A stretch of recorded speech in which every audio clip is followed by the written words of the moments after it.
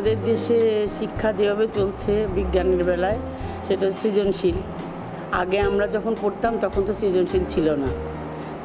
সেই ব্যাপারে এখন সৃজনশীল আসাতে বাচ্চারা কিছুটা তারা শিখতে পারছে, আশেপাশের পরিবেশ থেকে শিখছে, জাস্ট বইমুখীটা হচ্ছে না, শুধু বাইরের থেকেও সেই শিক্ষা গ্রহণ করতে পারছে।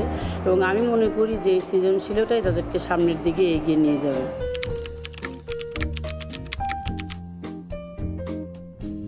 আসলে বাচ্চাদেরকে সৃজনশীলটা বুঝতে হবে না, বাচ্চাদেরকে কোনো দরকার নেই, সৃজনশীল কী জিনিস সেটাও তাদের জানার দরকার নাই। তাদের কাজটা হচ্ছে যে তারা পুরো বইটা পড়বে এবং টিচারকে জানতে হবে যে সৃজনশীলতা কী। টিচারকে ট্রেনিং দিতে হবে সৃজনশীলতার উপরে, কেমন কোশ্চেন হবে, কিভাবে কোশ্চেন করতে হবে।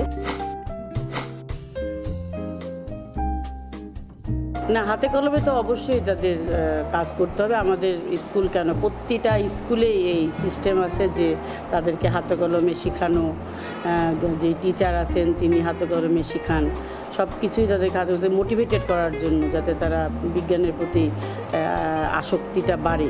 কিন্তু যেই জিনিসটা দেখা যাচ্ছে সেটা হচ্ছে আর্থিক অসচ্ছলতার কারণে পিতামাতারাই অনেক সময় পিছিয়ে যাচ্ছে, যে বিজ্ঞান পড়াবো, অনেক টাকার দরকার হয়তো নাই, বিশেষ করে আমাদের বাংলাদেশের মতো মধ্যবিত্তর পরিমাণটাই বেশি, এবং তারা হয়তো ভাবেন এটা যে বিজ্ঞান পড়ে তারপরে ওনারা কোথায় কী করবেন। আমি ক্লাস করেছি ছেলেদের সাথে, ওদের কাছে বসেছিলাম, বসে ক্লাস করেছি। আমি যে বিজ্ঞান বাক্স থেকে যে এটা খুব ভালো লেগেছে আমার, বিশেষ করে ভালো লেগেছে এই কারণে যে যারা শিক্ষা দিতে এসেছিল তারাও স্টুডেন্ট, আর যারা শিক্ষা গ্রহণ করছিল তারাও স্টুডেন্ট, তাদের মধ্যে যে একটা কম্বিনেশন সেটা খুব ভালো লেগেছে। আমিও মানে ছাত্র হয়ে বসেছিলাম যে আমার ছাত্ররা কিভাবে পারে, খুবই ভালো লেগেছে, একদম জীবন্ত একটা ক্লাস।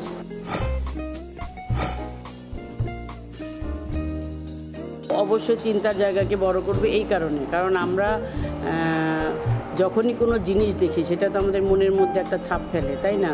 তো অবশ্যই ওর বিজ্ঞানটা যখন হাতে কলমে এসে দেখবে, তারপরে যখন সে পড়তে যাবে, এটা তো অবশ্যই তার উপরে প্রভাব বিস্তার করবে।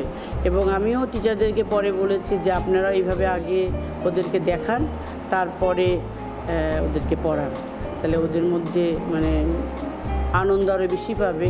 বিজ্ঞান এমন একটা জিনিস, আনন্দ না নিয়ে পড়লে কিন্তু পড়া হয় না, এটা আনন্দের জিনিস, আনন্দ করে পড়তে হবে।